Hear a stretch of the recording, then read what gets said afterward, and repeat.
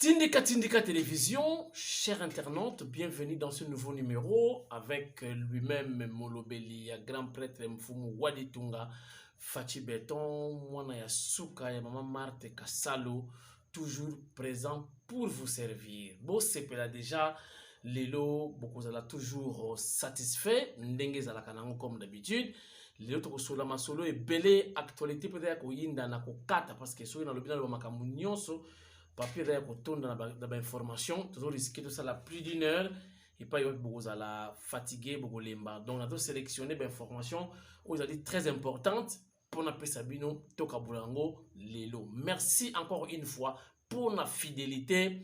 Ndenge bolingaka tindika télévision en général, ndenge bolingaka papi ka moi si molobeli ya Fachi en particulier, ngaipe na lela bino communion, échange, réciprocité ezalaka toutefois entre bino na biso pour esimba parce que ce qui réciprocité ezate et kosimba te biso to sala ba effort to sala ba émission bien bino pe bosala ki to botala biso pour biso peut se retrouver tout bamba pantalon te ezalaka ndenge wana. Encore une fois merci beaucoup. Voilà, bozwa bana bobumba bango oya kotia na cuisine atie bokati bakura bozwi oyo bolingi botia bana na chambre botie bango me na magasin te pour nini po émission bandi calme ezala filme et bandi ka mwasi na pointe.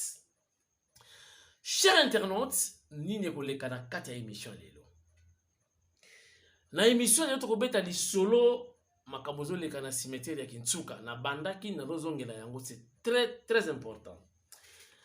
Tokobeta lisolo ya Sele, ancien ministre ya finance. Balobeza ya koyinda kuna donc 650 millions. Il semble ya détournement. Lisolo ebimi. Naba ilokam na kati. Tokobeta lisolo. Chers internautes, tokobeta lisolo ya présence ya chef de l'État na Katanga. Et pas iwapi sango ebimi ya lukuta ke nzoto ya baba Kyungu ba kimisi yango ba longoli yango ezomona na te mais dali fausse information baba Kyungu corps na ye ezali. Et à part ça tokobeta lisolo ya marche.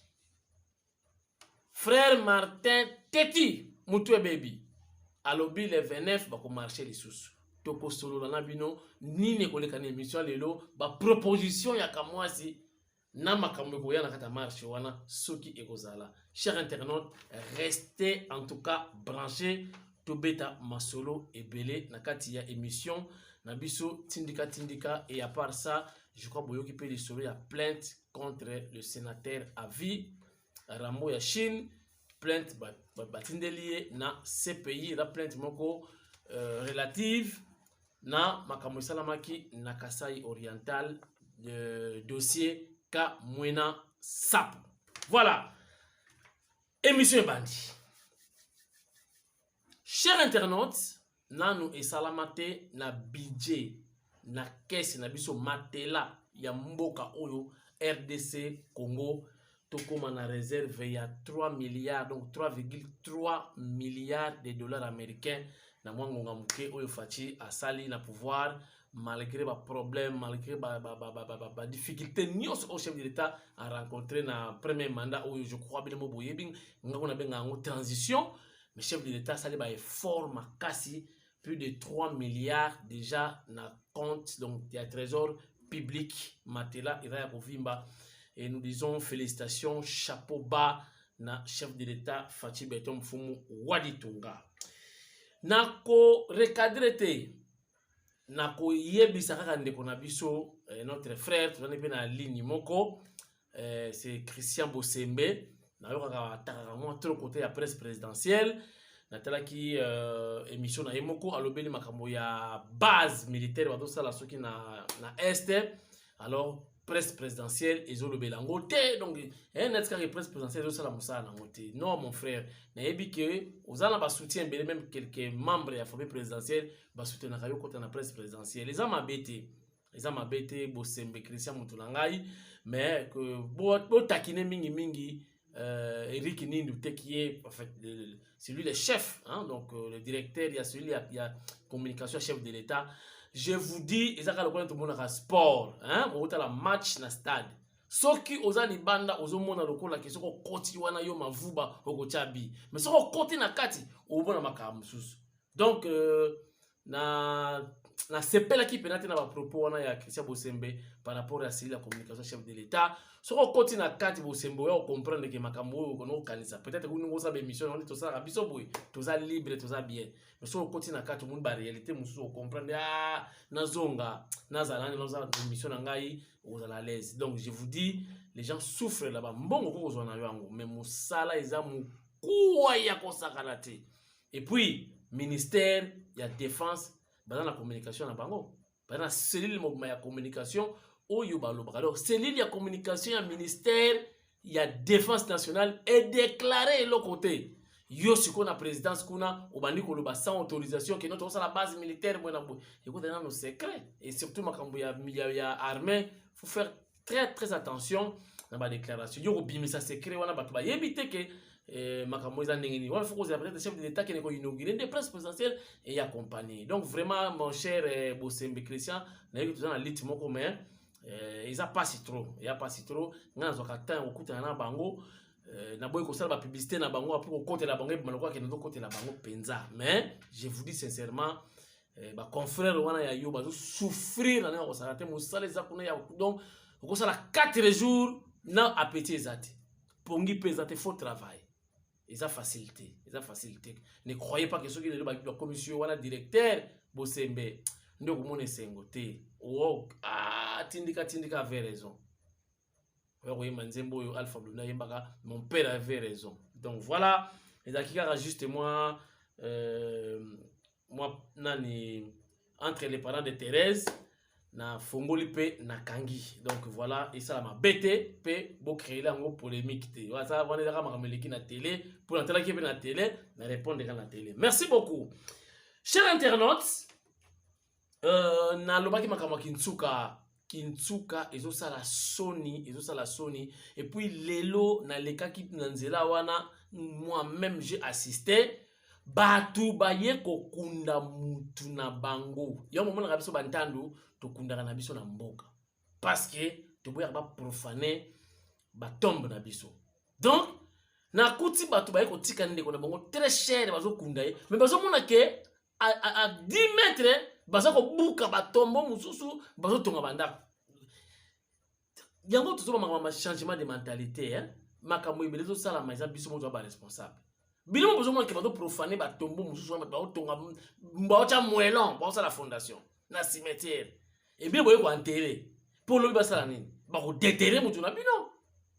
Ezo utape na conscience na biso moto comprendre. Oh eza le sous cimetière te. Oh e komi chantier bazo tonga do kundi ko no lelo ba batimoli ba tie essence ba tumbie na butu ba tienda place wana nazo e batte ba konzini ba vrai responsable na cimetière ya Kintsuka bureau pesa wana drapeau za wana baza ko buka baza ko kunda est-ce qu'il y a un sens? C'est horrible. Dossier to kotika kote tifo bazwa ba kangana ba responsable o ba osala ba crime wana ba crime. Ils ont la gâté. Ceux qui cimetière est koufa. Bokanga. Sans plus tarder, chers internautes, total quand même ce qui a été l'événement, l'arrivée du chef de l'État, Nakatanga. C'était relativement, voulais-je dire, avec les obsèques de Baba Kyungu depuis Katanga. Ils ont une image et outil la presse présidentielle. Où va travailler. Vous avez un pessimiste sur la tindika, tout diffusé. Où batala quitter la chaîne Moussousou, batala on a tindika. Ma beza wapi. Voilà, otala mokonza mboka na Katanga na obsèque ya Baba Kyungu. Regardez. Comme tous les jeudis matins, l'aéroport international de la Loanoa Lubumbashi a reçu le vol régulier de la compagnie CAA. À son bord, un passager inhabituel, le président de la République Félix-Antoine Tshisekedi Tshilombo, qui a choisi de partager ce vol commercial avec plusieurs autres passagers anonymes. Au pied de l'avion, le gouverneur de la province du Haut-Katanga, Jacques Kiaboula, l'en a aussi remarqué la présence du premier ministre Sama Lukonde et le directeur de cabinet du chef de l'État, Guilain Nyembo. Tous venu accueillir le premier citoyen au chef-lieu du Haut-Katanga. Après la haie d'honneur, le chef de l'État et sa suite se sont dirigés au siège de l'Assemblée provinciale, transformé en funérarium pour un hommage national à Antoine Gabriel Kyungu Wakumwanza, décédé le mois dernier. Le président de la République s'est incliné devant le corps de l'illustre disparu et déposé sa couronne de fleurs. Par ce geste, le président de la République Félix-Antoine Tshisekedi Tshilombo est venu rendre un dernier hommage à une icône nationale de la politique congolaise et un symbole pour le Grand Katanga. Gabriel Kyungu Wakumwanza fait partie des 13 parlementaires qui, aux côtés de Dr Étienne Tshisekedi Wamulumba, avaient décidé de lutter pacifiquement pour l'avènement de la démocratie en République démocratique du Congo. Cette longue lutte pour la démocratie et l'état de droit en République démocratique du Congo ont été rappelés à l'assistance par l'archevêque de Lubumbashi, Monseigneur Fulgence Muteba, devant plusieurs personnalités du pays. L'UNAFEC, son parti politique avec ses cadres et militants, ont tenu aussi à rendre un vibrant hommage au Baba. Président de l'Assemblée provinciale du Haut-Katanga et président du conseil d'administration de la Société nationale de chemin de fer du Congo, SNCC, Baba Kyungu était un des piliers du régime du président Tshisekedi. Connu pour son franc-parler, Antoine Gabriel Kyungu Wakumwanza est décédé à l'âge de 82 ans. Comme l'avait souhaité sa famille biologique et sur instruction du chef de l'État, il a été inhumé dans un mausolée de la ferme Kiyambi en toute intimité familiale. Voilà, chers internautes, merci. Nous sommes de retour sur ce plateau mobile de Tindika Télévision. Bolandi Mokonzamboka, je crois, na bokebi nyonso, nege makambo eleka kindenge kene ko honorer Baba Kyungu. Li solo ebimi député moko abimisi ba secret makambo tali gestion ya gouvernement oyo utayi ko chola batangi mbuta sele. Ya sele na kati batangi mayo, batangi na ilokamba. Donc il faut justifier on peut détournement, il y a plus de 650 millions de dollars américains et qui wapi. Et pour la fourniture, il y a un bureau, dépense il y a 247 000 dollars américains. Donc, 247 millions de dollars. Le but qu'ils ont impossible ezalakate. Mbambongo wana emonana baloba polele makamisalamaki ndenge nini. Donc IGF a vu dossier bali na tolo akitisi kona se boze la réaction bisona bino to vivre en live. Bato balobi ke bembe ya Baba Kyungu e bungi bakene ko déterrer yango ba saboter yango da fait porter disparu ezali fausse information eza que le temps mausolée et s'il a complètement et puis bakundaye convenablement ndenge ezalaki prévu. Donc on est dans les fausse information. Toqué rapidement na Zandu dossier ya Ngobila. Je vous dis makambo na mseki bino ngamona ndekaki na Zandu mokolo wana. Et c'est une honte. Omoni polo na yo, yoza na mwa t-shirt na yo, soki olingyo kabayango, te po lingo tumbayango, faut aza na t-shirt mususu pembe oyo ko remplacer nzoto po otika la bolombo te. Cher internaute, Ngobila buki Zandu, engin ezate, brouette ezate, pioche ezate, elorote, ni bêche, ni pelle. Wana penza na yebite, na yebite. Donc voilà, les lozans de Momoning comme éléphant blanc, et ça la makate, et si la kate, et le côté. Gouverneur, ya ville ya Kinshasa, kitalatala ya Congo. Mukeba ya Kitikuna, na honorable Géry, botala makamoleki, c'est pour la tindika, batenir cette vidéo, te partager pour partager, n'est-ce pas, l'information. Regardez. C'est bon? Oui. Bon, en fait, Tozana Zandu, dans le cadre de vacances parlementaires, accompagné de la commission au chef de l'État Tiaki, pour évaluer la situation à Zandu. Effectivement, on a constaté ce qu'on pouvait constater. Tout le monde m'a camion peut aller. Donc en tout cas, rien ne marche. Engin mon côté tout et tout. D'ailleurs, attends mon côté, attends, d'ailleurs, engin mon côté. alors, bango moko, batu bakangai batol, bakomi kokoti sa batu timidement, bazoteka bamesa 50 $, 40 $. Alors, biso tomoni sans pour autant to anticiper na nous, na cadre ya o union surtout ko na rapport ya commission na biso ba député de Kofanda. Mais ngai na moni, elongo na ndeko na yebite soki ya moni yango te. Ça aurait été mieux. Balongola o basi ba buki oignon so. Loko les a surface plat bétonné. Ba maman ba ya batana ba mesa la bango bateka. En attendant ba ko ba projet na ba mbongo na ba décision ya ko sala mbongo comme ça ba ko banda pour que ça la malamu. Donc biso to senga balongola na ba mabanga oyo ba maman bazonga parce que bango moko ba bani kozonga ça déjà ba maman pour que ba rationner bango ba mbongo ya ba mesa. Donc bazongisa bango na kati ya ba banda koteka en attendant. Sans nyonso bandi bakangi zanu. Sans nyonso bandi bakangi zanu. Bota. O ba bengi démolition ko buka ya pamba. Bota na ngi. Sikoyo démolition ya biloko etelemaki. Ba kolongo etelemaki. Nde ba kwesi. E bongo ekoti na sama bele oyo oyo. Ba olongola mokonzi. Oyo ekoti na sama bele oyo oyo. Mo bimba eko sila.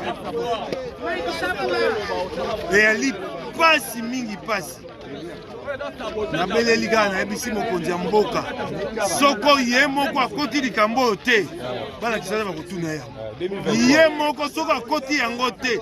Tala ko buka ya pamba tala. Banda toya bomoni ata na mwe sika mosole kosoma. Kosoma wa. Sika ba ko tata libanga moko ba ko boka libanda réalité. Bakwa isu ezali otelema oyo ekoti na saba bele oyo bakobuka ngo mokolo nini Fati afongola Miss 2023. C'est bon, c'est bon. Merci beaucoup.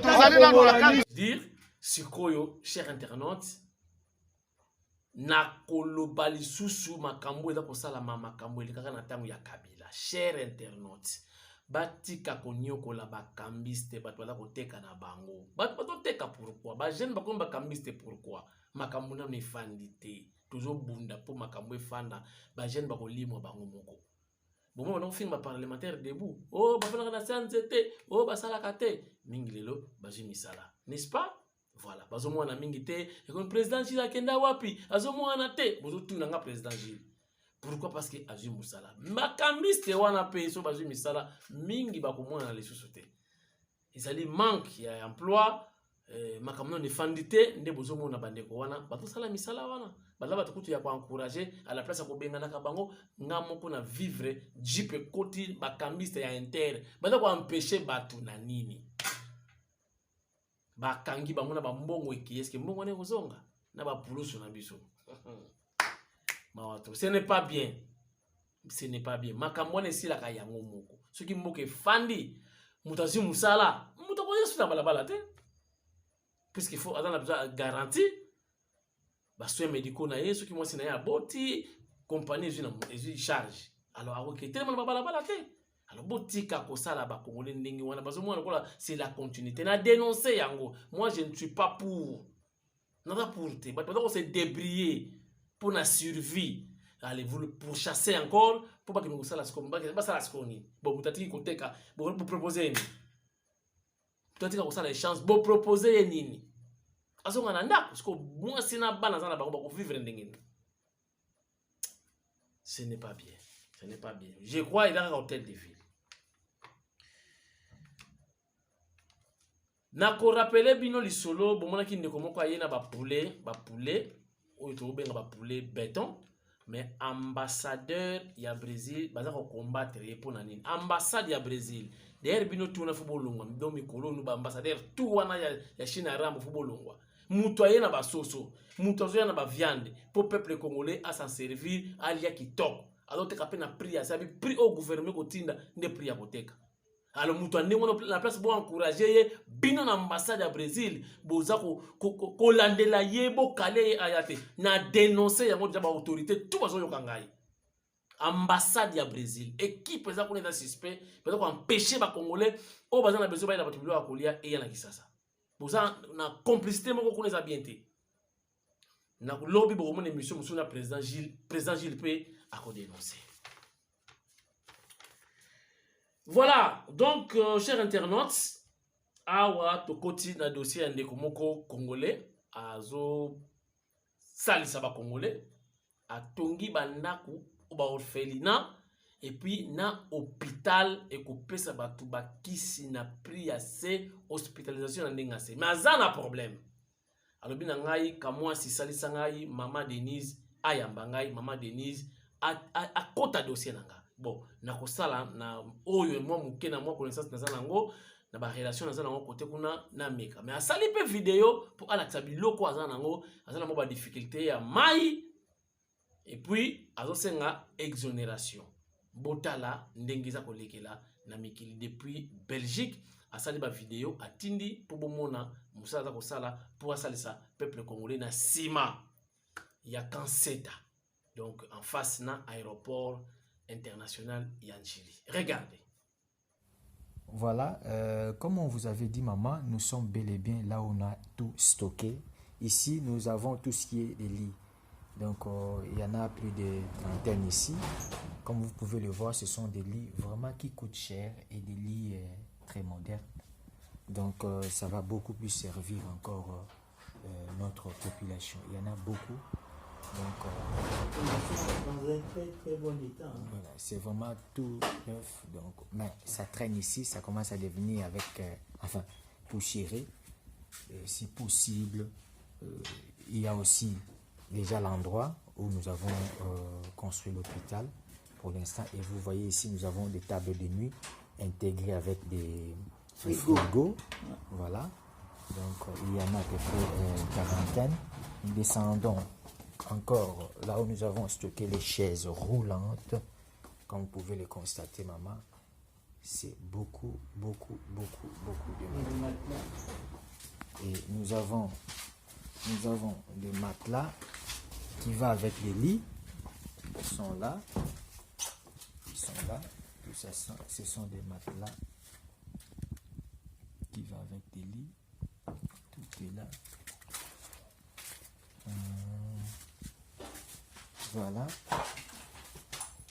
Donc ici, je vais vous montrer encore voilà, quelques chaises roulantes encore et d'autres lots de tables de nuit intégrées avec des frigos. Donc tout ça là, ce sont des matériels. Et hormis ce que vous voyez ici, je vais vous mettre aussi les images de tout ce qui est les appareillages, donc comme échographie, écho-maman, tout ça là, donc le scanner, ainsi de suite, et d'autres matériels qui va avec l'hôpital. Merci beaucoup. Vraiment maman, on compte sur vous. Donc on sait que vous avez ces dons-là pour permettre que cette population, notre population, puisse avoir au moins un soin décent. Merci, que Dieu vous bénisse. C'est bon, il faut pas être tout le monde.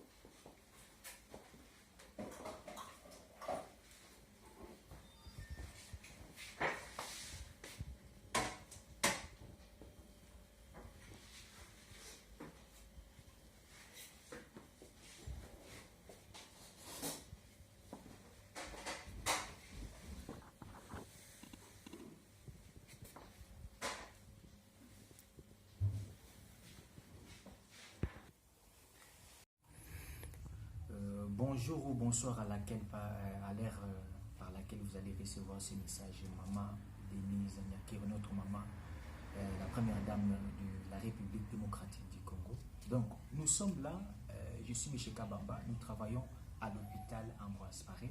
Et avec leur accord, donc nous avons reçu en fait le don, le matériel, vraiment en grande quantité pour démarrer un hôpital à Kinshasa, précisément non loin de l'aéroport commune Zélé.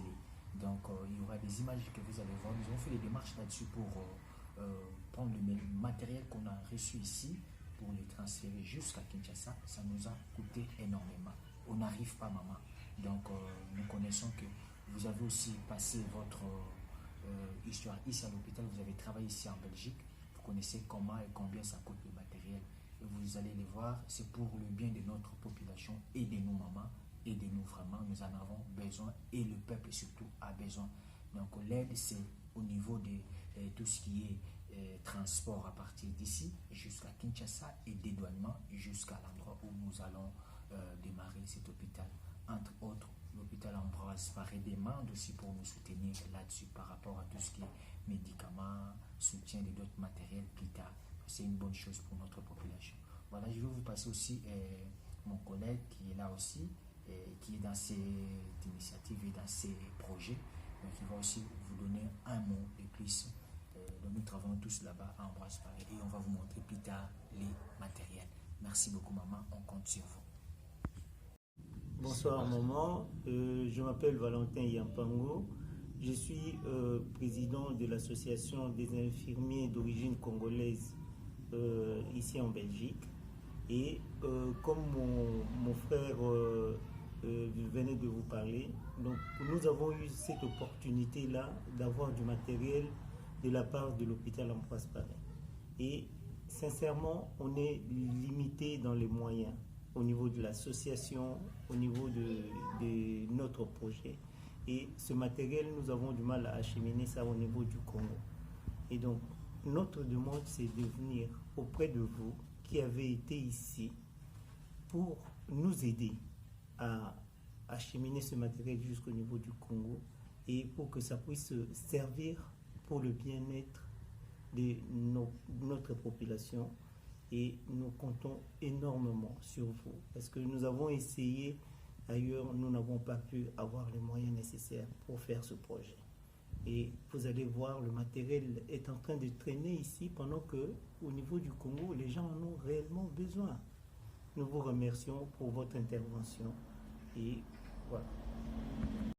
Voilà, aujourd'hui c'est l'emballage ou soit les arrangements de tous les lits du centre de Kinshasa. Voilà, tout ça c'est son nom. Voilà, merci chers internautes, vous allez qui belé à côté de la tindika tokomi na conclusion. Conclusion ezali nini, ezali makambo ya frère Martin. Frère Martin teti. Frère Martin lobi aka mungala. Ya sala azwaka ba exemple ba père abato. Père ya yeto yeba kate kolo na ya tanga kombo na ekutete. Alobi la kaita exemple na yete. Oka mutu na ngala ndaka mentor na nga fulano. E chati sekedi wa mulumba. Boy na boy. Bemba, papa Beba, Jano, papa na ngai, papa na yu ya solo za wapi biologique. Kuna pe Adolo a changé. Adolo comme non ngai, na saka nga muluba, boy na tindi bino bozu vertige ya pamba. Adolo, to yeli ngana bikata mupende. Mupende na muluba za bandeko. Mulumba wa mbui na mupende wa mbui. To yebi yango. Bo kala wana lo bangote ponani. Soko yebi ki ba lo ba na bandeko ni poza muluba. Mais pourquoi ba comportement les autres ba bizarre loko la infiltrer mon boy. Ba yebisa ki bino ba reporter marche. Fallait bondima. Bondimité, bo boy bo limbola sekota ba teti. Bo ça la marche bo kokite. Maintenant, bo chercher sur date bino moko. Cette fois-ci c'est la grave. Et puis, nazo yebisa général Kasongo. Pour bi frère Martin on a besoin ba joli phare hein. Gyrophare, voilà, gyrophare. Ba gyrophare. Allez, langoma. Ninga mona facha le kawana ya mona neta daye kaka. Donc, tango bokanga kaye wana boto kizong sa ina ndako na ba gyrophare. Ya mona ka comme président. Ninga za wana lela kango mabe. Sikoyo mon général Kasson avec beaucoup de respect. Bobo msela sikoyo Vespa. To pousse. Ce qui les venait face à sous mon boulot misi batuna. Bozuye botie ce qu'on a pousse. gyrophare moko esala te malembe tina pale joka kotika bamarche donc tokofilme ye ye sikoyo na kati ya pusu donc président ya Facebook bazongisa na trapèze na pusu et puis ya mbala oyo makambo mosapi eza lisusu te mbala oyo fo mpenza